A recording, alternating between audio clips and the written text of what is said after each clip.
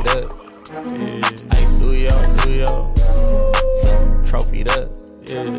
Hey, do yo. Trophied up. Do your dance when the G's up. Spaced out, got me geeked up. 10 toes on the west, cannot beat us. You cannot. Shining every time they meet us. Rack 'em up since 96. Been number one in LA, so I'm slight, that's the gist. Hello, everyone. Welcome to Talkin Galaxy. Tonight, it will not just be me. We will have Galaxy Memes joining very shortly. But in the meantime, let's just get straight into things here. Thank you all for joining. If you missed it yesterday, I was on Lacuna Galaxia podcast with Galaxy Runs LA, and we had a great time there. So shout out to all the Lacuna Galaxia boys. Had a great time on the podcast. Make sure, if you haven't already, that you're subscribed over there. They have great content. They have 2 podcasts every week, Mondays and I believe Thursdays. They do a great job. It's a bilingual podcast. I had a great time. On Lacuna Galaxia. You learn a lot. You learn a lot on those type of podcasts, honestly, from the experience that I got from it. It was a really good experience for me. You get to pick up things. Obviously, we're a much newer podcast, so we're still coming around. We're still learning. We're still picking up on certain aspects. So hopefully you'll see a lot of improvements as we go throughout time. But let's bring to the stage here LA Galaxy Memes. Are you there? Yo, what's good, fan? How you doing, man? Good. How about you, man? I'm chilling. We're ready to get rock and rolling tonight. So, did you have a chance to watch Lacuna Galaxia yesterday? I did. I tuned in for the whole stream. I really enjoyed it. You guys did amazing. I definitely picked up on some things. I like the word correlation game that they had on the podcast. I did like that one too. Yeah. Yeah, that was a lot of fun. They gave me some tough ones. They didn't give me any softballs. They as soon as they went up with Don Garber, I was about to say something that I probably shouldn't have said. I thought that was gonna be a skip. I thought you were gonna skip on that one. I ain't skipping on any of them. I really wanted a chance to knock some of those down while I had it. So that was a lot of fun. But how you been? What you been up to recently? Nothing much. Just finishing up my high school experience, and that's the reason I've been absent from the podcast a little bit. But starting to get a little bit more active as school ends. I got more free time, so that's just it. To be honest, more free time, less school stuff. Towards the end, and then obviously I'm done with club soccer, so that's another factor as to why I'm free. Yeah, congratulations on your retirement, man. You made it to UNC status, dude. You finally made it to the end of your career. Oh, hello there. There you go. My camera was tripping out, but I just remembered I had it on the lock setting for school. So oh, really? Yeah. Yeah. Memes is actually sick, everyone. So send your condolences over. Is a sick, but let's get into things here. We'll start with a bit of news on Gino Vivi. He will be returning from loan. He will be returning to the LA Galaxy after his loan with Saprissa expired. Saprissa do not look like they're gonna activate the buy-on option for that, so he will be returning as an LA Galaxy player in the summer window. I wanted to ask you, Memes, do you think Gino Vivi has any future in this squad, or what would you do with him if you're Will Kuntz? Honestly, I think what we should do is probably just sell him off the bat. I think open up some cap space from Gino Vivi. He hasn't really, when he was a Galaxy player, when he was still in the squad, he didn't really make any big impact, nor did he get any minutes, nor I think he will get any minutes since coming back. Just thinking of Vanny, he likes to keep, his core players locked in. He doesn't really like to experiment that much. So with that being said, I think we should just sell him, just get the money off of him, to be honest. Yeah, I'm with you there. I'm totally with you. I think Gino Vivi, even though he doesn't make much salary for the LA Galaxy, there is some transfer fees to be had here. And he's a younger player. You got your value with Gino Vivi. He played a lot in Saprissa. He had 31 appearances. Maybe there's some interest back in Costa Rica. The issue I have is that he takes an international spot. So being able to free up an international spot and then get whatever transfer fee plus a little salary back, which isn't really going to help the Galaxy. But you start to create some wiggle room for a summer transfer. I know the Galaxy want to bring some players in, but ultimately he's not worth an international spot. These go for about 200,000. So whatever he's already making, you could tack on an extra 200K to whatever Gino Vivi you value him at. And for the Galaxy, it's just not going to end up being worth it. I would imagine he gets moved in the summer. Johnny Perez, on the other hand, what do you think about Johnny Perez then? Because this also opens up the debate for someone else who's going to come back in the summer, which is Johnny Perez from Nashville. You know, I would actually want to keep Johnny Perez just because I think that he does have potential, and I think he would be a good, player to bring off from the bench, especially like on the wings. Um, he's very energetic. He gives it all when he comes in. He showed that last year when we would put him in. I think it was last year. He was on the team last year, right? Or he was on loan? Yeah. Yeah. No, I think he was on loan most of last year. He might have went in the summer. The year before that, when he would get in, he would just give it his all, and that's kind of what you need. You need someone that plays for the badge, and I think that's a positive. So I think keeping him would be a good factor for the team, to be honest. Yeah. My issue with Johnny Perez is his agent fleeced us. If Johnny Perez was coming back on league minimum salary or somewhere close to it, I wouldn't really have an issue with it. The issue I really have with Johnny Perez is the fact that he's making 300K. The Galaxy are in a salary cap crisis, and as of now, we would be in the negatives in the summer transfer window if you keep Johnny Perez, because right now Nashville is absorbing that salary, 300K for the LA Galaxy. Maybe there's a split there. I wouldn't keep Johnny Perez, and I don't think the Galaxy are going to keep Johnny Perez either, because I think his salary is too much, and I think he has more interleague trade value than Gino Vivi does, in my opinion. Yeah. I don't think Gino Vivi has much value because he's only played in Costa Rica. Maybe he'll go back there and get us, maybe 100K or so in transfer fee. Johnny Perez does. He's making appearances for Nashville. I think he scored a goal this year. If you can offload his salary and maybe get 150K in GAM, you're looking at 450K. You just open up like that. So I think you move Johnny Perez, and it's only because of the salary. It's not because I don't believe in what he can do for the LA Galaxy. It's because I don't believe the Galaxy can afford him with the salary that he's taking up. But I would like to see him, and I think he will thrive somewhere else. But change of scenery, I would imagine, is coming his way. So you're on board with selling Gino Vivi and keeping Perez, and I'm sell both. Yeah. Okay, yeah. I mean, honestly, it would probably be beneficial for him to leave too, just because Benny did have a thing against him. He would never really play him, and I would like to think that nothing's gonna really change with that. I feel like if he comes back, he's just gonna ride the bench. He probably won't see that much minutes. If Nascimento isn't getting minutes, then I won't think Perez will get minutes, unfortunately. So I also got to keep that in mind. He's young, he wants minutes, he wants to develop. So it's probably in the best interest for him to leave as well. Yeah, and when you look at it,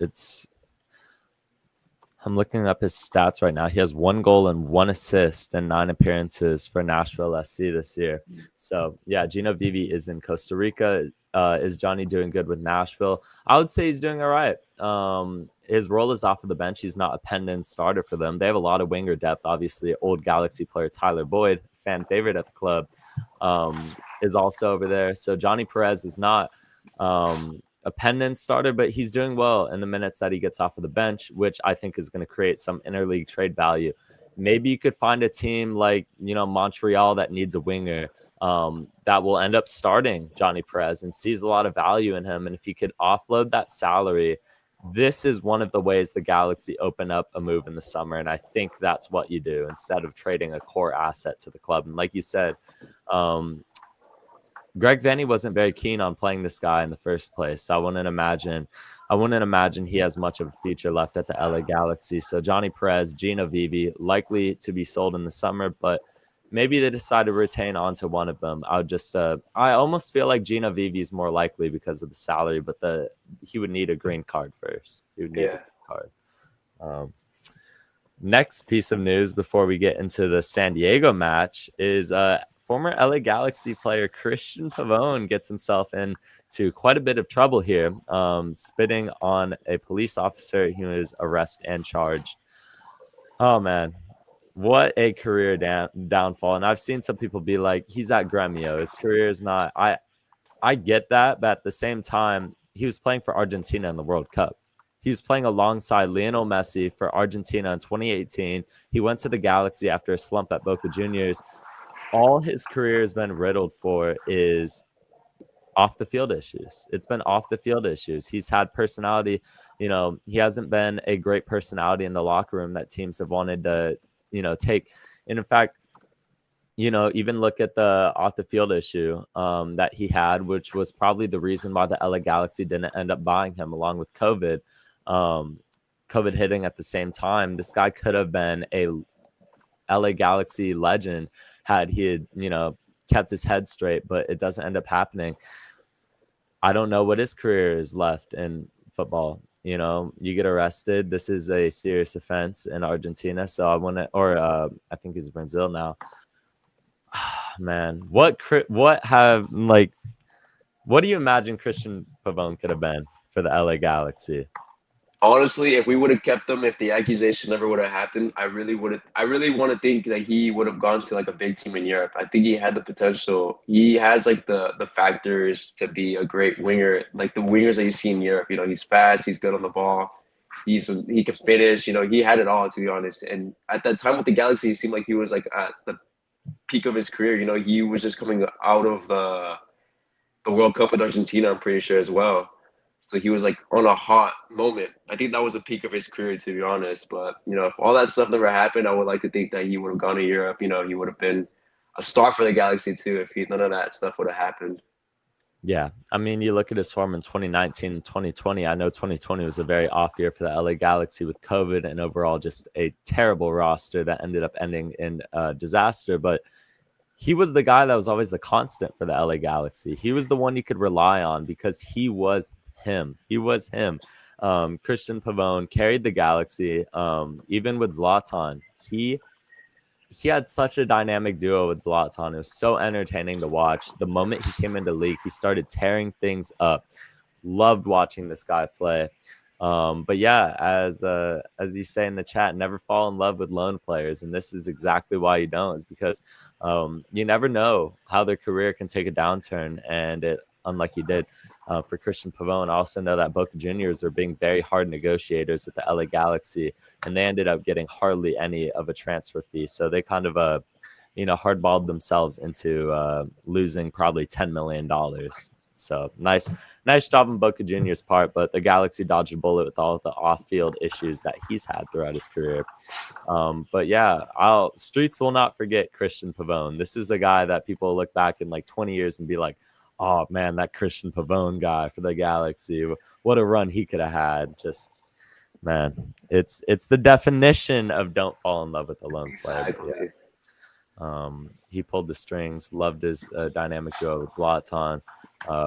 And really, he could have been a face of the franchise. He scored a banger in preseason against Toronto, I'm pretty sure, one year. I remember that. I was there, actually.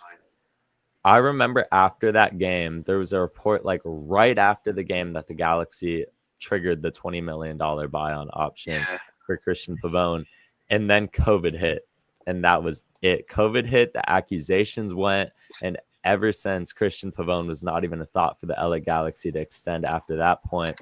Despite the season he had, he came back to Boca Juniors, ended up getting sold, and never really amounted to what he could have been. I mean, being on Argentina at the time, he was linked with Arsenal at a point. He was linked to all these big clubs. And yeah, that's Fabio Alvarez in the background, by the way, for anyone wondering, who's another LA Galaxy loanee. Yeah.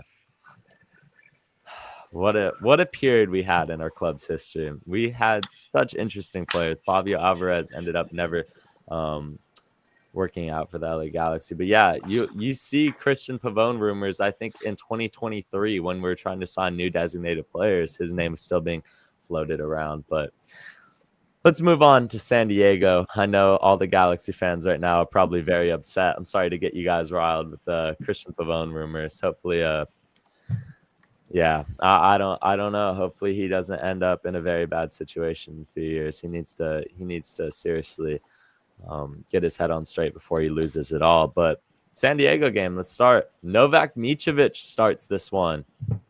Were you surprised by this move by Greg Vanney? I was actually. I wasn't really thinking about it, and I really didn't even notice it until the game started. I looked at the lineup on IG before the game, and I didn't even notice that Novak was starting. But when I tuned into the game like 10 minutes in, I noticed that he was starting. I was like, what the hell? Like it caught me by surprise. I was a little confused as to why he was starting. I wasn't really like hating on it. Like I was just surprised. It wasn't really like a negative response, to be honest, though. Yeah, you look at the advanced stats of John McCarthy, and it tells you that there's not much of a difference between these two goalkeepers. I mean, in this match, I thought Novak Mitrovic's his only critique I could give him is that his distribution was terrible. But you look at the guy on the bench, John McCarthy, and I can't say his is much better. How many times have we seen both of these goalkeepers just air a ball out into the sidelines? I'm going to make it clear now. I don't think either one of these guys are the option going forward for the LA Galaxy. I think Novak Mitrovic has proved that he needs a change of scenery after this year. I think we've scarred him. I don't know what's happened with him. He has potential, but he's not going to reach it here. He's lost the fans' trust. I don't think he has a future in LA. John McCarthy, I don't rate him. I don't rate John McCarthy whatsoever. Last year, he did enough to get us over the line, didn't make any mistakes in the playoffs. I can't look at this game and say Novak Mitrovic did good, though. He didn't make any huge saves. How would you assess his performance? I mean, it was just an average performance. It wasn't really good nor bad. He did have really bad ball distribution. But I did notice that he was kind of more verbal this time around. I feel like his main critique has always been him not communicating well with the back line. And a lot of people always say that, oh, John McCarthy's more verbal with the back line. He's more verbal with the whole team, pushing him up, telling him what to do. And I did notice that Novak was more verbal and, he was more communicating with the whole team this game, which was, I think, a positive, to see from him a little bit of growth. And I would agree with that take. I think John McCarthy is absolutely more of a leader in the locker room. I think he's the louder voice. I think he's, not afraid to dig into these guys in the back line who are selling him out every single game. Novak Mitrovic, I think it's good you mentioned that. I think the coaching staff, I think Kevin Hartman, they want him to develop into that guy. They really want to see this guy succeed. I'm going to say it right here. I said it on Lacuna Galaxia yesterday. I don't have an issue with Mitrovic starting the rest of the year. Look at where the Galaxy are. You have 4 points through 15 games. Any chance at the playoffs is gone, in my opinion. I think the Galaxy put themselves in a position where it's like, why not play a guy like Novak Mitrovic? Not because he's necessarily better. I don't think it's a debate, but I think Novak Mitrovic, prove it. If you want to be the guy, you have 19 games now to go ahead and prove it if you are the guy for the future of the LA Galaxy, which I personally don't believe he will end up being. But hey, might as well explore that. Might as well go down every single avenue possible, because everyone blamed the start of the season on Novak Mitrovic. Yes, he had a mistake against, I believe it was St. Louis, if I'm not mistaken. He had a huge mistake. He didn't collect the cross. The San Diego game, he's partially at fault for the Garces mistake as well. But Novak Mitrovic, I don't think is that guy. But could he develop into that guy? He needs games. He needs games to do that. You can't bench him the rest of the year and then just sell him. Maybe he performs well elsewhere with game time. Sell or loan Novak Mitrovic if you had to make the choice. Honestly, I would sell him, to be honest. We have nothing to lose anymore from this season. So what I would do is just make him the starting keeper and just let him develop, let his value increase with him developing, and then just sell him at the end of the season. I think that's the best possible outcome, to be honest. I'm with you. I think you sell Novak Mitrovic. I don't think his future is at the Galaxy at all. The only way I could see you loan him out is if you want to build his transfer value. Because look at Novak Mitrovic right now. I don't know what his value is. I don't know what this guy's value is. He hasn't performed for the Galaxy in his time here. He was supposed to be that guy. We signed him to a long-term 5-year deal, and he's never come around to being that guy for the LA Galaxy. If you loan him out, it's only to build his transfer value up for a future sale. He has no future here. But if he does, you got to figure it out now. You got to give him play time. Maybe I'll gladly eat my words, because I've defended Novak Mitrovic in the past. I'm off of that train now because I've seen enough from him. I've seen enough mistakes. I gave him the benefit of the doubt, but I'm just going to make, an educated guess that he's not going to end up being the guy. I can't imagine Novak Mitrovic being the starting keeper next year. I really can't. I think they bring someone in the winter. Maybe John McCarthy stays as a backup. Maybe you move both of them. John McCarthy is going to be a free agent. Maybe you, let John McCarthy go, let him walk. And Novak Mitrovic, you just sell him and start over with your goalkeeper room. Keep JT Marcinkowski as the backup. I don't think he's starting caliber. But I wasn't that surprised to see Novak start because, I guess in the moment I was, because the track record, everyone blamed Novak for that first game against San Diego. So I was like, okay, they're not going to let this guy screw it up twice. They're not going to even take the chance for him to sell out twice, because then Greg Vanney's going to look like the boneheaded one for starting him against San Diego when he already proved it. Like, Greg Vanney put himself on the line starting this guy. Greg Vanney also talked about the fact that he was going to start him on the East Coast, but he didn't find any of those games on the East Coast to be the right ones for him. So he ended up starting him in this match against San Diego. I don't mind it, honestly. It was a bit risky, but I don't think he had any major mistakes. I don't think anyone can blame him for either one of the goals. He wasn't a standout player, but it is what it is. I think Novak Mitrovic is I'm fine with him starting. Do you disagree with that? Would you like to see John McCarthy start the rest of the year? Honestly, it's a throwaway season. Just have Novak start. They could switch off here and there. We don't really need to have a starting keeper at this point. The season's gone, in my opinion. I know some people are saying that we're only like 15 points away from a playoff. Only. But that's 5 wins, and let's just keep it real. We're not gonna get 5 wins in a row. We know the Galaxy. So just have the keepers rotating. It doesn't really matter at this point. Just have players develop. Just don't have anybody injured, and just start over 2026. To be honest. Yeah, doing some quick math here, the Galaxy would have to average 2.15 points per game to reach the 45 points needed for a play-in game, which is starting to sound impossible because you look at it, Inter Miami broke the league record for points last year, and they were around 2.18.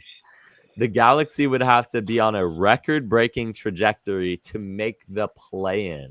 Not even to get a high seed, to make the play-in. It's not happening, guys. I'm sorry to be the bearer of bad news, but this is getting to be an insurmountable amount of points that the LA Galaxy are going to have to average for the rest of the season to even make the playoffs. We're done. We're done here. There's no chance we make it. And yeah, 15 points. Yeah, only 15 points if everyone else loses the next 6 straight matches, which is not going to happen. That playoff line is going to move further and further with every loss the Galaxy take. We're going to be mathematically eliminated probably at the fastest rate it's ever been done in MLS history, but that still takes some time. We're about to hit the halfway point in the season, so we'll see how that goes. Let's transition to the San Diego game fully here. We talked about Novak Mitrovic starting this game. Other than that, it was a pretty standard lineup for the LA Galaxy, probably the best available lineup they have. We'll talk about a move that kind of had me a bit surprised in the moment. Maybe I would have done something different if I were the gaffer of the Galaxy. But Novak Mitrovic gets the start. John Nelson at left back. Amiro Garces and Maya Yoshida center backs. Miki Amane right back. Edwin Cerrillo, Marco Royce, Diego Fagundes in the midfield. Diego Fagundes was up top. Paintsel and Peck on the wings. And then also in the midfield was Lucas Sanabria. I was a bit surprised that Royce wasn't playing the false 9 in this match. I thought that he played his best ball at the false 9 position. So I would really hope to see Marco Royce return to that role, but Diego Fagundes at striker got a goal. Who was your man of the match for this game? Would probably have to be Diego Fagundes, probably, or Marco Royce, maybe even. I would give it to Marco Royce because I think he was again exceptional. He's been running this midfield. We could critique him, but I think the form he's been in the past 5 games has been incredible.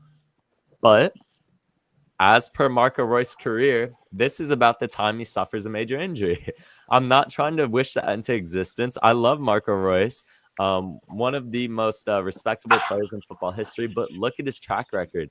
He can't be going 90 minutes over and over and over and over. This game is on turf. This game is on turf. We're risking this guy right now. Somebody has to come in for Marco Royce. Somebody has to balance his minutes out. And I think it was Isaiah Parente in this match, and then Christian Ramirez came in. Vanny only used 2 substitutions, which was maybe another bit of a surprising thing. Let's break down this match. So the LA Galaxy opened the scoring. Can you believe it? I think it was the 3rd time this year the Galaxy have come off to the lead in a Major League Soccer match. Huge boost for them. Everyone was celebrating. The supporters group is rocking. We were still celebrating. We were about to go insane. And then Luca de la Torre scores 90 seconds later. 90 seconds later, Luca de la Torre equalizes this match. We didn't even get a chance to celebrate this. Break down the Fagundes goal for me. Honestly, I'm gonna keep it a buck with you. I missed the Fagundes goal. No, really? Okay. I was in the in and out line. That's so Galaxy means. Marco Royce gets the assist on the Diego Fagundes goal. Honestly, my memory is blanking a little. I absolutely blacked out as soon as the Galaxy scored. I couldn't believe my eyes. I was like, are we actually doing this? I was like, are we going to win a match? It was before halftime. It was like, okay, go into the halftime with the lead, and you got them shivering. You got them terrified. Obviously, that wasn't the case in Philadelphia, but, you know, we don't talk about that. The Diego Fagundes goal, I believe, let me replay this here. It was a Marco Royce pass. Yeah, it was a Marco Royce pass, and then Diego Fagundes pump fakes the shot and then sends it far post. Absolute stunning goal by him. But then Luca de la Torre, the defensive breakdown. Maya Yoshida, you are Saudi bound, brother. What is he doing, man? He's been so bad this year. How would you rate Maya Yoshida's performance? What can we explain this as? Honestly, I don't know why Yoshida's been playing bad. I do have some theories, but his performance was really it was really lackluster, you know, it was really underwhelming. But, you know, the reason why I think his performances have been lacking this year, me personally, I think is because of the salary cut. You know, unfortunately, he took a big salary cut, and, you know, his mentality is probably not there. He's probably not playing with the same heart as he was last season. So I think that just, you know, takes a toll on him, and, you know, it just leads to bad performances. It's all mental, to be honest. Yeah. Eli in the chat rightfully calling out that he told us all about Maya Yoshida and his downfall before it happened. And is it time to take the armband away? I haven't got your take on this. I think it is. I'm 100%, you know, for it to take away his armband. Yeah. The issue I have is there's no other captain in this locker room for me. I mean, like captain figure, somebody who's captain the club at a top level. The only other figure I could think of is John McCarthy. Yeah. Diego Fagundes has gotten the captain's armband, but I don't know, man. As much as I don't rate what Maya Yoshida's done this year, and I think he's done very poorly, maybe Marco Royce. That's a good shout in the chat. That's a good shout by Cito. Do you think Marco Royce could have a shout for the armband? I think he's the most likely one to have the armband just because of his like longevity in Dortmund and how long he's been captain there. So he's a proven leader. My other candidate would be Fagundes, though, just because he's, you know, consistently starting as well. It just makes sense for him to have the armband, and he's been here for quite some time now. So those are my top 2, and then obviously McCarthy would be my third. But, you know, with the rotation of him always subbing out with Novak every other game, it seems like that's up for grabs as well. So we got some Surreal shouts in there. I don't know. I feel like Sereno is too much of a hothead, to be honest, to get the armband. I feel like he's not composed enough. Yeah, Surreal. Yeah, that is a stat. Surreal has the most cards in Major League Soccer with 11, I believe. I think it's 7. No, I don't. Yeah, probably 7. Because I was like, okay, I was told 11, but then I was like, wait, why was he not on yellow card accumulation the second time? Yeah. but I believe it's 7, most in MLS. Cerrillo is a hothead. I would not give him the captain's armband. I don't think he's worthy of it. He's still very young, but I like his energy. But oh yeah, he was just joking on that. I would still go John McCarthy. As much as if he's the starter, I would go John McCarthy. I think most realistically it will be Diego Fagundes, though. If that happens, I don't imagine it happens. I think Maya Yoshida continues to be captain. I don't know what you do with this guy's contract, though. What do you do with Maya Yoshida's contract after this year if you're the LA Galaxy? It runs out this year, right? This is his last year. Nope. Wow. I think we should probably just sell him, to be honest. If we're trying to start fresh for 2026, and I think it's time to let him go. Get a new young center back, someone that can, I feel like, lead over Garcesto, but is still considered young. Someone maybe like 27, 28, that age range would be good. Yeah. And have him just be leading the back line with the new back line, or not new back line, but a new center back. Because I think Maya's, I think he's done. He's old and he just doesn't have it anymore. I don't imagine you completely strip him of the captain's armband. I don't think it happens. I think the Galaxy, as long as Maya Yoshida is still the starter, and look at me, there is no other captain for that. Or there is no other center back that will start over Maya Yoshida right now, which means there's no other captain. I don't think they're going to strip him of the captain's armband. I think it would be a sour way for him to go out at his time with the LA Galaxy, but you might be looking at a buyout next year for Maya Yoshida, because this is not a guy, unless he retires. He could very well retire. In my opinion, how are you going to complain about salary when you get 2 years?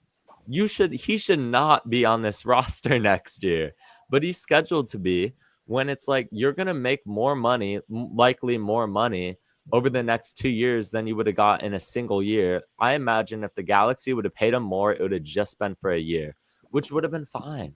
But obviously we didn't have the salary cap flexibility to be able to do that. Yeah, let's get Eli Lesser as captain. Good shout right there. But yeah, I agree. Yeah, our new captain is Tucker Lepley. Nice one, Carlos. I definitely agree with you there. Chucky Lozano. Oh, you want to? I'm sure you saw the final goal. What? Break it down. Dude, all right. So across a really bad switch from Isaiah Parente to begin with. I think that was a horrible switch. I think it leads to that clearance, I think, from Bombino or somebody from San Diego FC. Garces with an AYSO type of kick. I don't know what he was doing, just trying to hit it off the volley. But horrible kick. Horrible mistake to lead to a cross by Dreyer, I'm pretty sure, to lead to a Chucky Lozano header. Just a horrible sequence to end the game, That's the only way to put it. Just horrible. I don't know what Garces was doing, trying to hit it on the one time. He's probably just like desperate to get the ball forward. We don't have that much time left, but it cost us, man. It hurts to say that Garces through, because he was on team, one of my favorite players at Galaxy right now, and just horrible mistake from him. Every single time the Galaxy look like they're going to get a positive result, I don't care where we are in the standings right now, a draw in San Diego is a positive result. We blow it. We blow it every single time. This should be surprising to nobody. Look at the Philadelphia game. Look at this game. We throw every single game that we have. It doesn't feel like any result is final until like 10 minutes after the final whistle, because you're still waiting for something to go wrong in LA Galaxy land here. Chucky Lozano hits a header. One of the smallest guys on the field gets a header. Are you kidding me? That marking's terrible. But more importantly, Isaiah Parente is where it starts with. Greg Vanny was talking about Isaiah Parente. He was calling him out in the post-match presser. He was like, I don't know why Isaiah Parente crossed that there. It was a terrible cross. I'm paraphrasing here, but it was a terrible cross, and just a decision that he shouldn't have made in the moment, and we get punished for it. Amiro Garces, he's taken a step back. Look at it. He's cost us 2 games against San Diego. One opponent alone, he's cost us twice. Amiro Gar says, please lock in, brother. Please. I'm begging. It's ridiculous. I can't believe, why are you hitting that first time? It's a chopped clearance on the first time, but you should not be hitting it first time. He's had the pace to make up for his mistakes. He came onto the scene last year and you're like, okay, Gar says make some boneheaded errors, but he has the pace to make up for it. We don't really care. He was everything we needed. He doesn't do it now because his pace isn't making up for these mistakes, and it's not because he's not fast. It's because he's punishing himself in ways where he can't even make up for it. He's not going to be able to track back to that San Diego ball. It's just terrible. It's awful. Individual mistakes has been the theme of the Galaxy's year. How can you blame this on Greg Vanney? You can't. You can't blame this on Greg Vanney when Amiro Garces is going on his own way to sabotage the game for the LA Galaxy in the worst way possible, and heads drop immediately. Everyone went into the turf. It was a disaster. All the players knew it. They completely bottled this match. How do you blame this on Greg Vanney? Do you blame any of this match on Greg Vanney? I don't think you blame anything on Fanny, to be honest. I think it's all on the players. This is all on the players. They lost focus and it leads to mistakes. They didn't let's say locked in, and it led to that mistake in, the 41st minute, giving up a goal 1 minute after you score, and then giving up a goal in the 95th minute, I'm pretty sure. So it's on the players, Fanny doesn't, it's not on him. He sets the tactics, yes, but when something like that happens, you can't blame the coach. You got to blame the player. Yeah. I mean, look at the Orlando game. We had a draw against Orlando. We got robbed of a win there, but it was like, okay, a draw is annoying. I was mad at it, but it was like, it's a point. Then John McCarthy fumbles the ball. John McCarthy Butterfingers over here fumbles the ball, and it's just like, it's fair to criticize Greg Vanney. I'm not going to sit here and act like he's been a saint this year, but it's not his fault. He's not out there playing goalkeeper with the gloves and catching the ball for John McCarthy. That's not his job. He's done his time as a player. He's played. He's made his own mistakes. He's been there. He's done that. He's a coach now. He sets the tactics, but he can't control that. Amiro Garces was a player that was looking at a move to Europe. He's not getting a move to Europe now, like at least in this season, maybe in the future, but he still has developing to do. The coaching staff has to work with him. There was a very important part that we've yet to mention in this match. It was after the game. There was a massive brawl after the match. We can't go further. We can't talk about this game without mentioning the massive brawl between San Diego supporters and LA Galaxy supporters. I was there. Let me tell everyone in the chat. By the way, make sure to like and subscribe. Turn on that notification. Share your right there. But I'm going to tell everyone here, it was San Diego who started it. Anybody who I've seen online say that, oh, classless LA fans, typical LA fans, always LA fans. Brother, I was there. I was like less than 50 feet away from it. San Diego fans came up with beer and they just started splashing it on Galaxy fans and pelting them with beer bottles or the beer cups. What did they expect? What did they expect to happen? They thought the Galaxy fans were going to be like, that's not cool, man. Like, I don't promote violence. You win the game. You won the match. What is there to be provoking this type of reaction? I've seen the take. I've seen the theories that online that San Diego got their banner taken, and that after the match, they like raised it. This wasn't supporters group members, guys. This was people on the upper deck. This was in the 200s. This was not people from the supporters group of San Diego coming over and be like, you took our banner, like, screw you, and then throwing beer. No, this is not that. This is San Diego fans on the 200s coming over and provoking Galaxy fans for no reason. Zero reason. But let's talk about the security. We'll replay it here. Can you count how many security guards are in this? I see one guy just walking down, not even doing anything. No urgency. And maybe you shouldn't step into something like this. Let me tell you this. San Diego, you had ice outside of the stadium. Which was a complete trashy thing to do. Not only that, you have police lined up in the pre-match tailgate, lined up in a row in the pre-match tailgate. You wanted to strong arm us. You wanted to strong arm LA fans and say, hey, we got a police presence. Where was your police? Please tell me, where was your police officers that you want to flex so badly? You want to strong arm us. You want to intimidate us. You want to have ice outside of the stadium. Where were you when you needed them most? Nowhere to be found. Complete failure. Whoever's running security for San Diego needs to be fired. Unbelievable. It's unbelievable. And there's lawsuits coming. You best believe there's lawsuits coming because there were people injured in this. There were people hospitalized in this. And also, I'm not sure if you can see it here one more time. You can't really.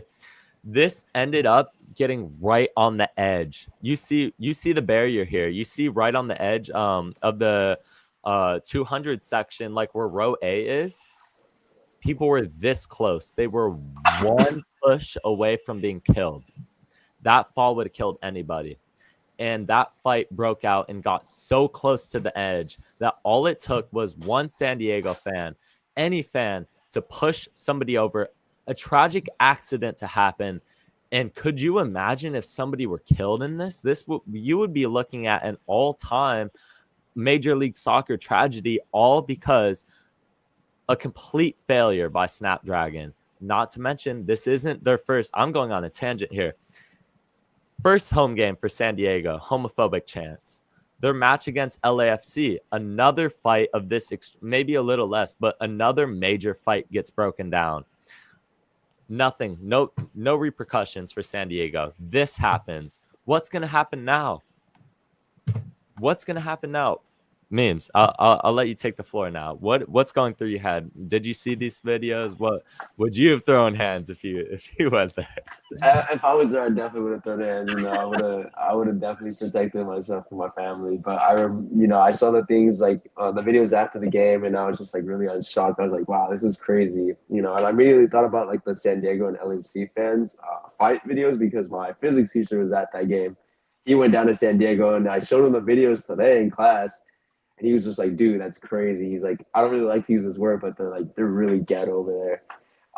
It's just really bad behavior from San Diego fans. I don't know what their issue is, but they're not classy at all. It's really just horrible from the fans, and it's a horrible look from San Diego. And it's a horrible management from the Snapdragon, security, whatever. It's crazy that even happened and how much security was involved. There's none, and then I heard there was like a lot of police presence before the game.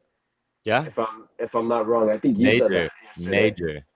And after the game, there was like nothing to be seen. The horrible coordination between security and police. I heard that the Galaxy fans were supposed to stay like 20 minutes, after the game for safety protocols or something. Yeah. And it was just not given out to every security there. So it was just horrible communication from everybody, and it's just a horrible event. That needs to be fixed immediately because I know it's not going to be the last time this happens if it's not fixed. Oh no, my issue. Why are you preparing like you're playing Austin FC? You are playing the LA Galaxy. I want to mention security were there before the match. There was a lot of security in the tunnels. There was a lot of security all around the stadium before the match. When it actually mattered, where were you to be found? Nowhere. They didn't, and you could say it's not security's job. Fine. I think when it gets to that big of a confrontation, security has to step in. They have to. It just has to happen. It can't get that far. That being said, get the police that you have right outside the stadium in a line. You line up cop cars, get the police there.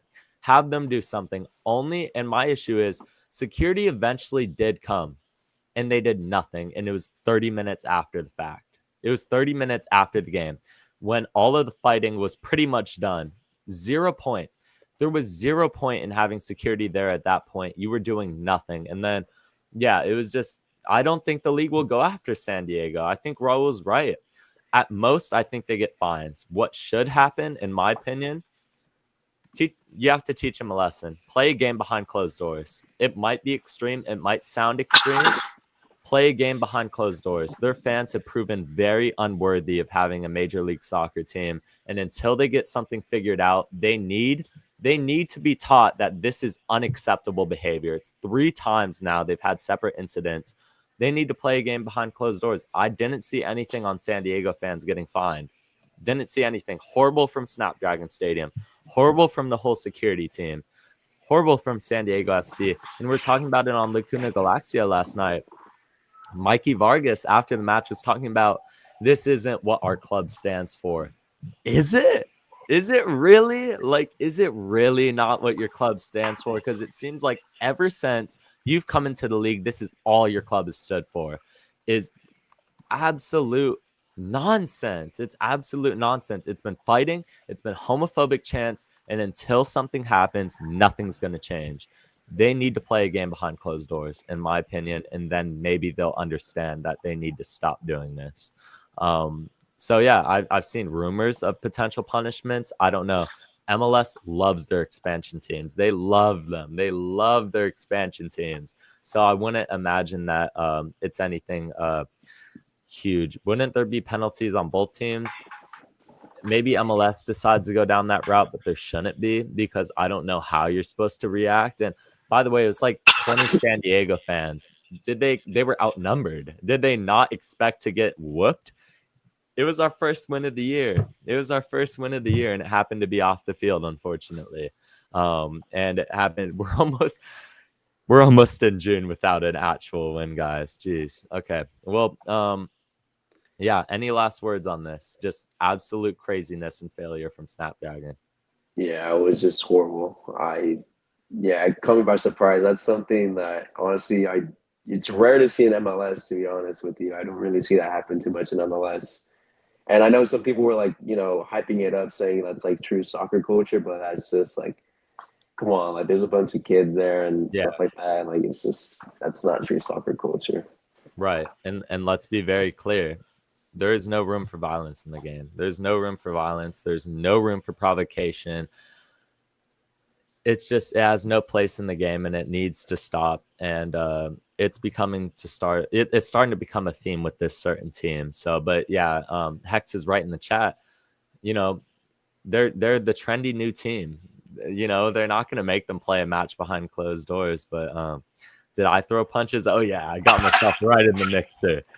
No, I was a section over. I was in 212, and I know some people from 212 came running over, but no, I was a section over. I was fine, and it was just you never knew what it was going to escalate to. There's people who could have very much like been killed from this because they were so close to the railing. So another important point: San Diego fans slapped a girl Galaxy fan. A male San Diego fan slapped a female LA Galaxy fan. The San Diego fan was arrested, rightfully so. Apparently she works for Star Squad. Ridiculous. What are your thoughts on that? Sorry, I'm sick. Sorry. There you go. That's disgusting, dude. As a man, you should never put your hands on a woman, and that's disgusting behavior. And honestly, like, people should be ashamed that they didn't even like try to intervene.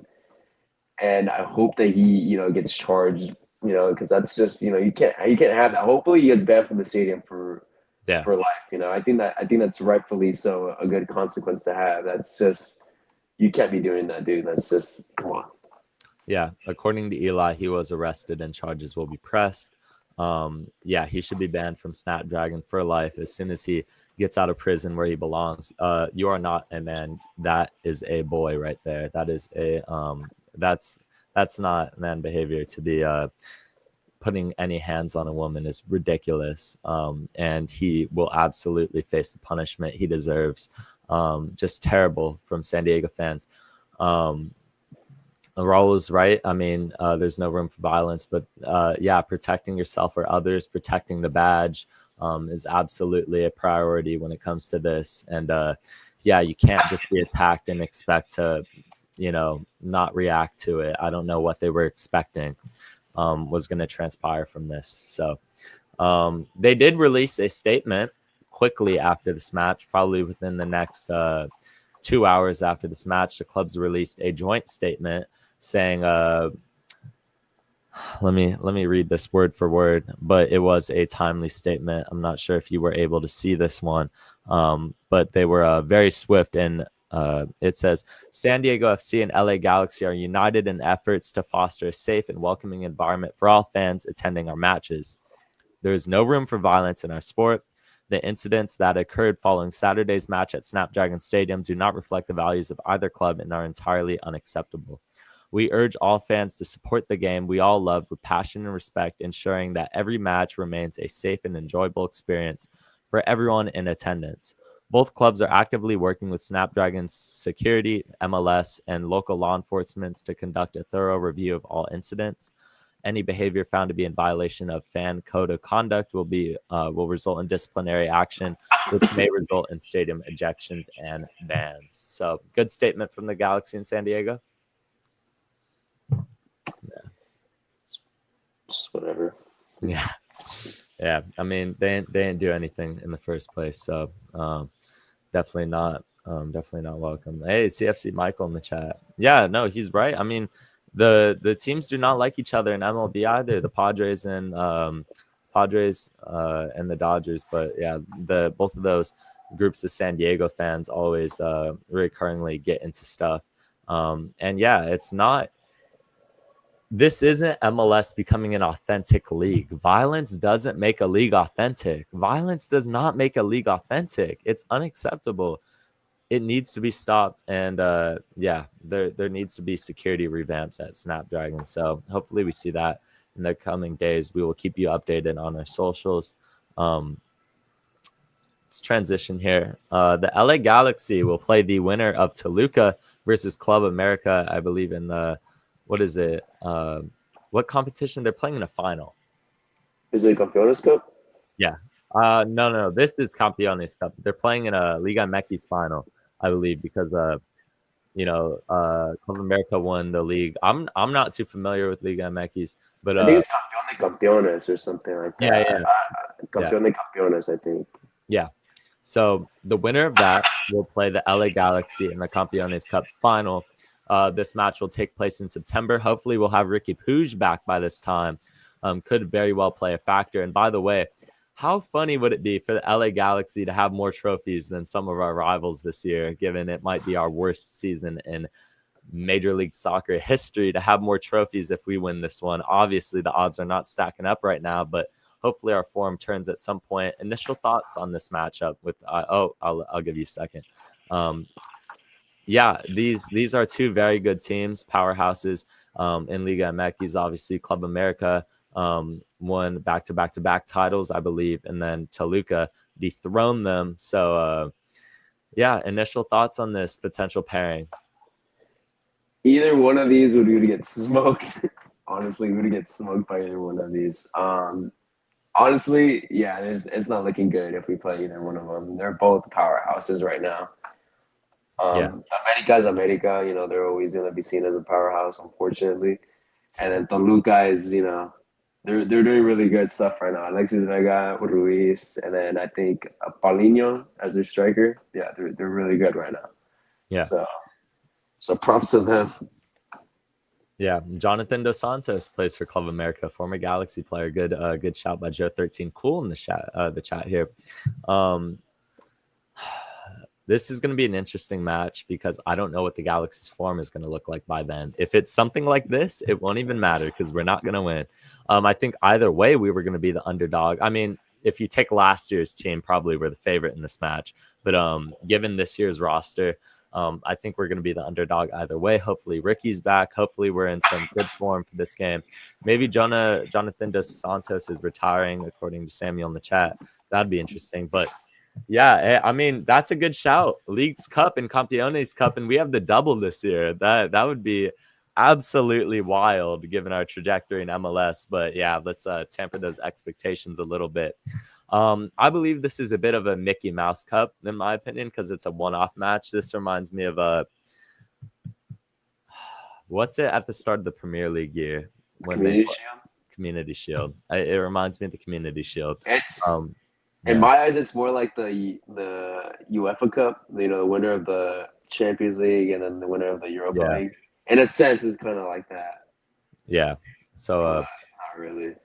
we'll see. Maybe Club America is coming off of a lengthy run in the Club World Cup if they end up beating LAFC at the coming weekend. Right. That match will be played on Saturday to see who gets the Club World Cup spot. Obviously, the Galaxy very much snubbed from this, but we still have a chance of winning some trophy this year in a one-off match. So, hey, let's just hope some kind of shenanigans can happen and we could add another trophy to the trophy case. And it'd be even funnier if Chivas USA doesn't end up winning anything this year, and they will have no room for banter if we end up with more trophies. That would be completely embarrassing for them. Yeah, and then LAFC did choke their chance at this in 2023 against Tigres. But yeah, maybe we can win if we have the Killer Peas back. But you never know what our injuries are going to be looking like. We never know what our availability. Pooj might not even be back for this match. We don't know. Hopefully he will. I feel like this is somewhat in the time range of when we could see him. And yeah, Eli, great comparison in the chat. We're going to be the Tottenham to their Arsenal this year. That'd be hilarious. Let's transition here into a match preview here. Well, first of all, let's talk about some injury updates. The LA Galaxy will be fully healthy besides Ricky Pooj for tomorrow's clash with San Jose Earthquakes. This is another consecutive match without injuries. It seems like the injury crisis is slowly coming to an end, knock on wood. For the time being, it's how it looks like. Obviously, Marco Reus is a guy who's very prone to injuries. You never know when disaster can strike, and it's been one of those years. So certainly not something that you can rule out. But San Jose have the worst of the injury crisis. Well, obviously Ricky Pooj is far more important than any San Jose player, but in terms of quantity, they're without Chicho Arango, they're without Noel Buck, Daniel, their starting goalkeeper, and their left back Nico Tzacharias. I believe I said that right. Hopefully. They have a bit of an injury issue. Chicho Arango, obviously the Galaxy own Chicho Arango, at least in his Real Salt Lake tenure. We had the better of him. But does this give you any hope? It does, actually. I think, at San Jose, we should be able to beat them. Come on now. But knowing Galaxy, they're going to do some Galaxy stuff. But honestly, I would really be heartbroken if we lost to San Diego. That would be like the nail in the coffin for me. I don't know if this gives me much hope for this match, honestly. I don't know if the LA Galaxy will end up coming on the better end of this one. I'm not quite sure it matters. You want to read this quote by Bruce Arena and talk about what this matters to the LA Galaxy and Bruce Arena's tenure here, because I know you were there. I have nothing but good memories of my time in LA with the Galaxy, so it's nice to go back. Bruce Arena on his homecoming versus the Galaxy on Wednesday. Wow. What a quote from Bruce. Probably one of the greatest Galaxy managers of all time. Hopefully we give him a warm welcome though, because he's a legend. Nothing but good stuff to Bruce. He's a top manager in the league. But yeah, it's good. It is good to have him back here in LA. To be honest, it just hurts he's in San Jose colors though. The return of the Bruce Arena. Yeah, I mean it's obviously the headline of this match is Bruce Arena returning to the Dignity Health Sports Park. Was the coach of the New England Revolution before, obviously in the U.S. men's national team, most known for his MLS Cups with the LA Galaxy. But yeah, I think him coming back, do you think he has an edge to go ahead and beat the Galaxy? Do you think he has anywhat of an edge to go ahead and knock us off here and just kick us while we're down? Yeah, I think he does. Especially since San Jose are hot right now, right? And they're on a hot streak, and they cool down a bit. I think they cooled down a bit, but I believe last match they won. They have Joseph Martinez, who's in very good form for them. Preston Judd had a brace and a 3-1 win. I Wait, believe. they tied, right? 2-2, if I'm not wrong. No, they won Against last Houston? game. Oh, They won. I'm pretty sure. Let me fact check this. San Jose. No, yeah, you're right. They tied 3-3. They tied 3-3. Preston Judd had a brace and Griffin Dorsey had a last minute winner. They've tied most of their last matches. So I know the betting odds are plus 300 for a draw right now. If you feel pretty confident that the Galaxy are going to be able to get a point out of this, they did tie Inter Miami, so maybe that makes you a little less confident in this. But they've been tying a lot. They won an Open Cup game, but there a lot of draws in the mix there. I think Preston Judd might also have a point to prove. Bruce Arena seems to have brought a lot of his New England team, as he does. He seems to bring teams wherever he goes. I think he's done good for San Jose. They're a very small club, so he's done good given everything. So, and that is right. Galaxy runs LA. Bruce Arena beat the Galaxy when he was manager of the New England Revolution. So maybe history is destined to repeat itself here, and the Galaxy will lose this match. That being said, let's dive into the preview. The LA Galaxy will host the San Jose Earthquakes at 7 p.m. Kickoff at 7:09 from Carson, California, Dignity Health Sports Park. This match will be on FS1, a premier match. Cali Classico is back. Let's does this matchup have any juice for you? I know we completely owned them last year, but what do you think of this matchup? I think this is the game where Paintsel finally, scores a goal. I think he's gonna break his goal drought. He always seems to own San Jose, especially last year. So I think he's gonna punish them again this year. Yeah, you could see Preston Judd start in this match. I think he would have very much a point to prove against the LA Galaxy after we dished him out. Preston Judd could be a very impact player. Joseph Martinez. Unfortunately, I love Joseph Martinez. I'm so sad to see him in a San Jose kit. He is an absolute baller, one of my favorite MLS players that's never worn an LA Galaxy kit. Preston Judd, yeah, maybe he'll make an impact, but maybe he'll not. I think Joseph Martinez is the man to watch. Christian Espinoza always has been he's played on San Jose for as long as I could remember. He's been an impact for them. Another player to watch. Their attack is good. Their attack's good. Issue, their defense is bad. Their defense is very, very bad. It's pretty much the same back line as last year. I mean, Dave Romney's back. If that moves anybody. No disrespect to Dave Romney. Maybe he'll clamp us in this match. Everyone's been. But Dave Romney in that back line, other than that, it's pretty much the same. They've been leaky in the back. San Jose, a starting goalkeeper out, starting left back out, are very prone to, I think, giving up goals here. Maybe the Galaxy can make the best of that. I'm not sure that we do. This is going to be a very interesting game for the LA Galaxy. But yeah, it's hard for me to gas up Cali Classicos anymore because they're just not relevant, man. Like, I know this is the issue I have is like, this is their MLS Cup. This is San Jose's MLS Cup. It doesn't matter how they do in the playoffs. It doesn't matter anything.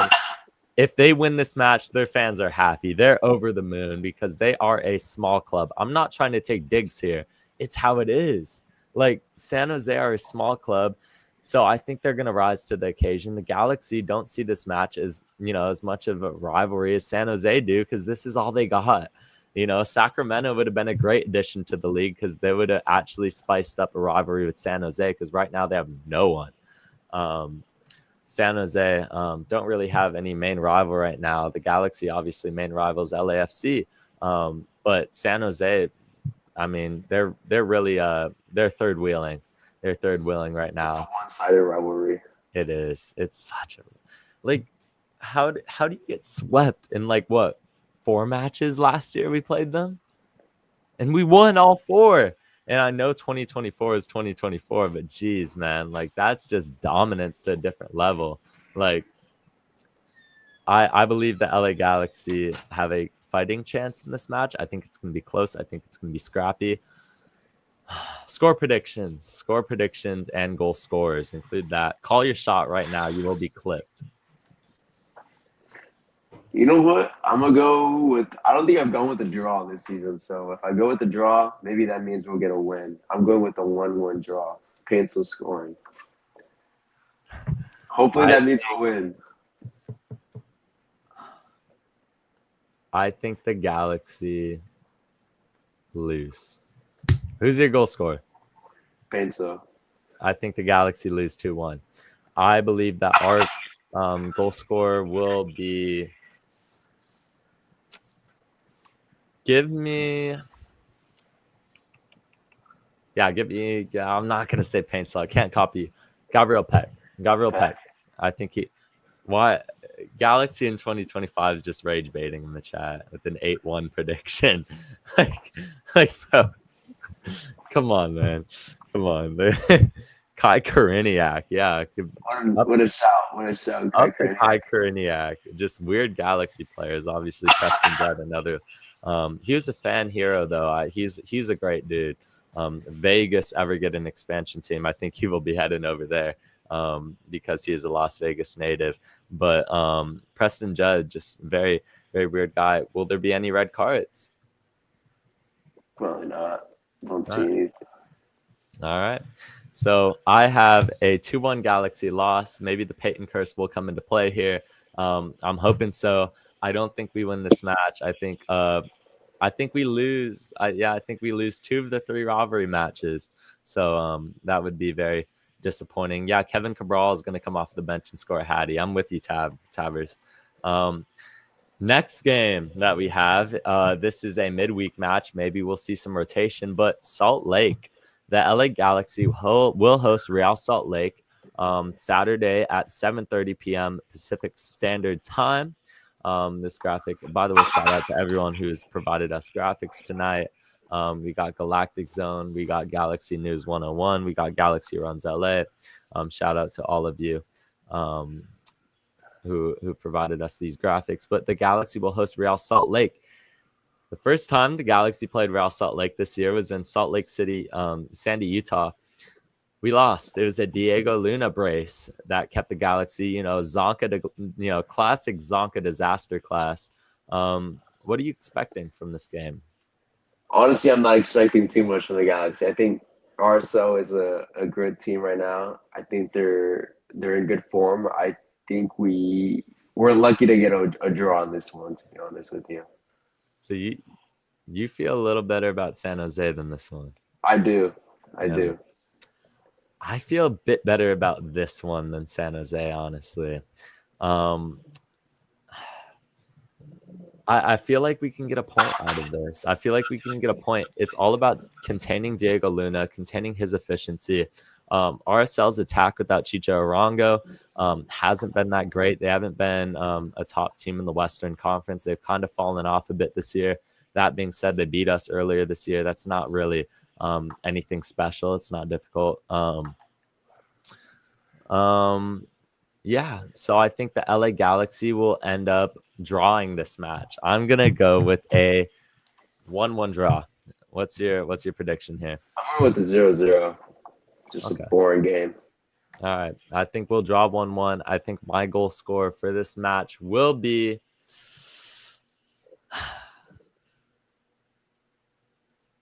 man. I'm gonna go with Paintsville. I'm gonna steal your pick from tomorrow, and I'm gonna drag it over to Saturday. Joseph Paintsville. Tomorrow's game day. That's exciting. We will not have a live watch along, of course. Every away game will have a live watch along. Make sure if you haven't already to like and subscribe to this match. What's the deal with the bobbleheads on Saturday? Do you know anything about that? I do not. What bobbleheads are they giving out? I will have to check. I know Stadium Gates Galaxy Express opens at 5:30, I believe. They have kickoff at 7, not 7:30. Make sure you get there on time. We have a 3-1 loss in the chat from Lucky. We got 2-1 from Cito. 3-0 to Cabral Hattie from Tavers. we'll see. So parking lots open at 3, stadium gates open at 5:30, Galaxy Express begins at 5:30. Warm-ups at 6:15. We got a DJ set. Bobblehead giveaway. I'm not sure. The DJ will be Corolla. I don't know if anyone's heard of Corolla. LA Galaxy bobblehead giveaway. Let's see.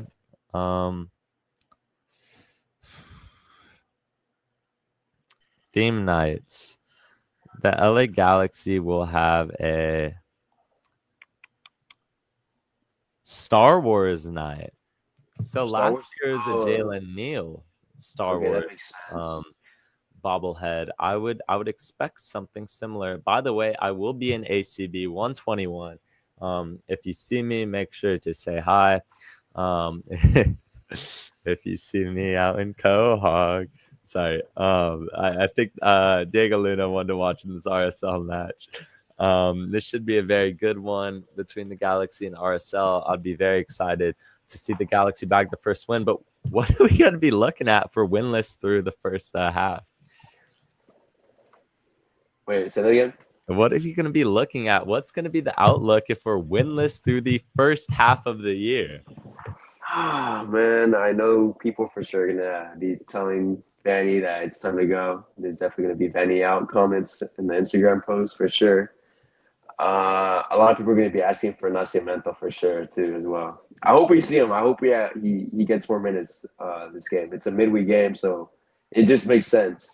Yeah, I will reiterate for anyone. I think we have a theory going around that Nascimento is not getting minutes right now because if he reaches X amount of minutes or a certain amount of percentage played, I think that Nascimento's buy-on option will be triggered automatically. So I don't think the Galaxy have seen enough to want to go down that route. Greg Vanny and the coaching staff are in training every day, obviously, with these players. And I would imagine if Nascimento is somebody they wanted to make a move on, wanted to buy permanently, they would do that. But I don't think that's the case here.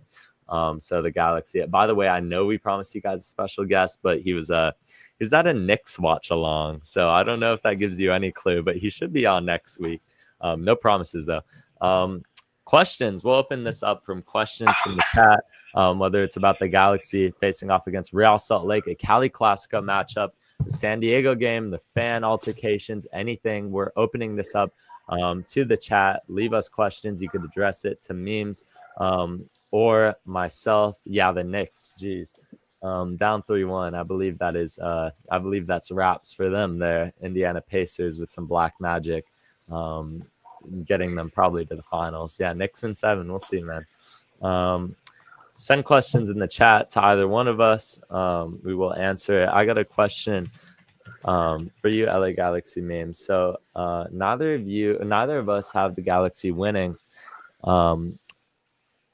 When do we get our first win? Ooh. That's a good question, but I don't know the answer to. You know, it's tough. Honestly, I think it would be against San Jose.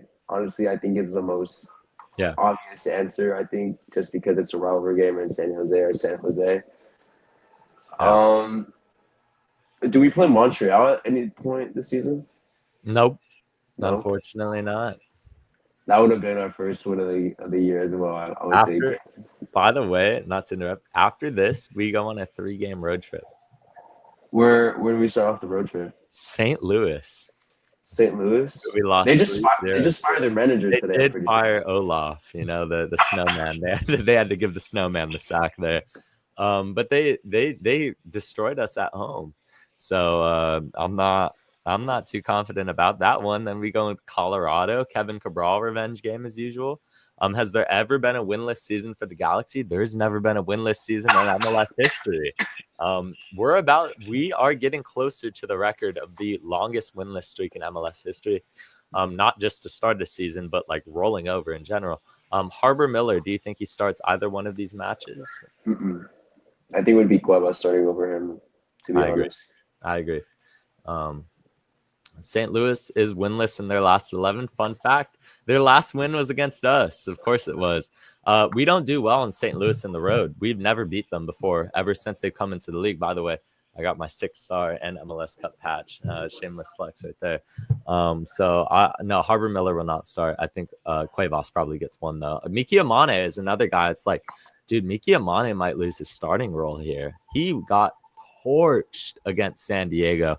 He's been in poor form. I still back him as one of the top right backs in MLS, but maybe he needs to take a seat on the bench. And Cuevas has been playing up to the badge. So, Memes, can you grow a full beard? I can. I just don't choose to do it. I don't really like it. I mean, I can. I just like the mustache and little goatee that I have going on. But maybe when I'm older, I'll grow a full beard like my dad. But can you hit a mic real quick? A mog? All righty. Question for both: what game can we actually get our first win? Memes, if you had to say it right now, either San Jose this weekend or San Jose on the 28th of June. Jeez, going into June winless would be ridiculous. Let's see. Yeah, I think the Galaxy's first win. Yeah, I think our best chance is against Salt Lake, honestly. And the next match after that, I think we could get our first win will be Colorado away. I don't rate Colorado. Question for you both. 15-year-old son is in club soccer. A9, is it worth it? The cost, the experience. Wait, what do you mean? Like, do you have a 9-year-old? No, he has a 15-year-old, but he's a 9, like a striker. Oh. What do you think? I know you played at a higher level than I ever did. It is worth it, to be honest. I would say it is. It's to give him an experience. It's definitely worth it. You know, even if he doesn't get to that level, it's 100% worth it because he has a great time and he creates these bonds that last a lifetime. To be honest, the cost though, it is expensive. Though it's really expensive. I play EA, and it comes out to like 5,000. Yeah. So it's expensive, you know, for jerseys, travel, tournaments, it is expensive. And I know ECNL is a little bit more expensive too. And MLS Next, if you're not in like an academy, like a Galaxy, LAFC, you know, any that are tied to MLS teams, it is a little bit of a price as well. But it is worth it. And I think, you know, if you're really trying to get into the next level, I think you invest in like private training. That's what I did. And you know, unfortunately I didn't get to that next level, but honestly, it was worth it to me, and so was it to my parents. You know, they enjoyed watching me play all these years, and it was. I would not trade it for anything, to be honest. So yeah, it is. Congrats on retirement. Thank you. Yeah, it's worth it. I played club soccer as well. It was a really good experience for me, especially the last year that I did it. I had a lot of fun. Yeah, he's an EA. Yeah, absolutely. Stick with it. If he has ambitions to go to the next level, like you know, even MLS Next or there's going to be an MLS Next too. So yeah, watch out for that one too. It's that one's probably like a little bit of a money scam though. So if anything, just go to MLS Next. Don't go to MLS Next too. MLS Next. Yeah. So if you can do that, I would absolutely recommend club soccer to anyone. It's a great experience. You create great bonds. Also, you know, if he wants to play high school, if that's something that's in his interest, but be very aggressive in like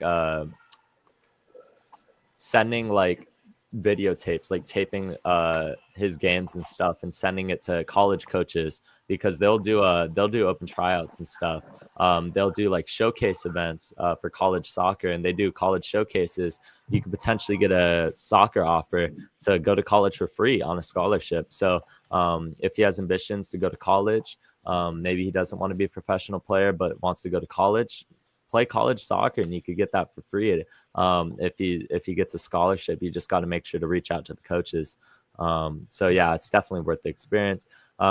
Can I sign your jersey in ACB? Yeah, of course, man. Anytime. I will be in ACB Probably 120. Yeah, probably like 122. I'm usually on that side. I say 121, but I'm usually on the 122 side. So look out for me. I'll probably be there around. I'm gonna go on Galaxy Express at 5:30. So anytime after that.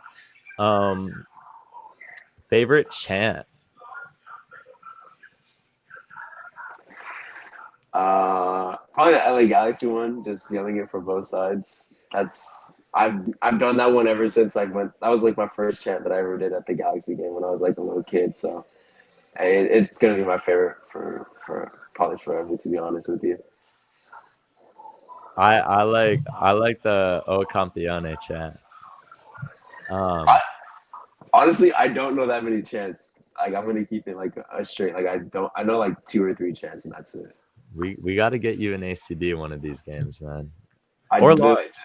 yeah, one of them. I've never There's been yeah. in any of them. There's nothing wrong with either one of them. They're both great. Do a lot, and yeah, I love our supporters groups, and yeah, I was actually talking to Tom Braun before the San Diego game. I met him in person, and I was talking to him. I was like, dude, please build a roof over the supporters section. Like, it would increase the noise and the volume of that stadium tenfold just by having a roof over it. So I recommended that, and he was like, it's pretty tough. He was like, it's difficult because of the big freaking billboard, not the billboard, the video board. Yeah. So I don't think we'll be seeing a roof over ACB anytime soon because it's the biggest video board in the MLS specific stadium. So I don't think the Galaxy will be doing away with that anytime soon. But if I could, I would trade it away. Like I like the big video board, but like, dude, if we could like get rid of that, build a roof over it, and then just get like a nice video board like near the roof area, like that's fine. That's fine. It would just make it so much louder. But the supporter section are loud as it is. It was just whenever we go to another stadium as an away section with the roof over our heads, we're like insanely loud. It's not it's just a no, Tom Braun is awesome. He's cool. He's a really good guy. I'm proud that he is our president. You've seen like in the Chris Klein era, he would go into hiding for literal years upon years when things were going bad for the LA Galaxy. Tom Braun's not afraid to just get his face out there. Neither is Will Kuntz. I like the transparency both of them have had since the Galaxy went into the rough patch. I know it's not easy for them to do that, so I do respect that a lot. He's a very good guy. I enjoyed having him. I enjoyed that conversation a lot. Tom Braun, super cool guy. Hopefully, I'll be able to have a conversation with Will Kuntz. The question I got is ask him a question at one of the, I think, Galactic Carnival events or something last year. I got to ask him a question, but yeah, we're an hour 23 minutes in. I think we've make sure to like and subscribe if you haven't. Bell notifications so important. If you want to stay up to date and as soon as we go live. How many years do you guys realistically think Will Kuntz is here for? We'll take one last question. That's a good one. I don't really know. I don't really know the answer to that. Yeah. This is the second year, right? Yeah. Second. No, third. Third? Yeah, he didn't start 2023, but he came there probably a couple games into the season. He came in. I would say like I don't know, 6 maybe. I don't know. That's too much. I don't know. I don't know the answer. That's kind of a hard one. I'm gonna say 4. I think the Galaxy are gonna probably end up winning another MLS Cup within the next couple of years, and I think he's gonna attract a lot of European interest. And I think he'll end up going abroad. So, I agree. But I could see him staying here for a long time. But I think he might end up in that Dennis DeClose route. I like Dennis DeClose. I thought he was a very good general manager. But Memes, where can they find you? LA Galaxy Memes on Instagram. I'll start being more active. I promise. I just been dealing with school and others outside stuff that I need to finish. So yeah, I'll get back to posting soon. So you can find me on LA Galaxy Memes. Thank you. First of all, I'm going to start off by saying thank you, Lacuna Galaxia, for having me on yesterday. Me and Galaxy Runs LA, we had a great time. We will have them on within the coming weeks, or in the imminent future. We need to get them on. So I'm very humbled by all of it. Make sure you guys like and subscribe if you haven't already. Turn on bell notifications. Thank you all for tuning in. I know it's been a rough season, but you guys tune into the chat every single time. I know it's hard to talk about a team that has 0 wins through 15 games, but we're here to do it through thick and thin, and we know it will be better times ahead. So yeah, thank you all for tuning in, and I will see you Tuesday.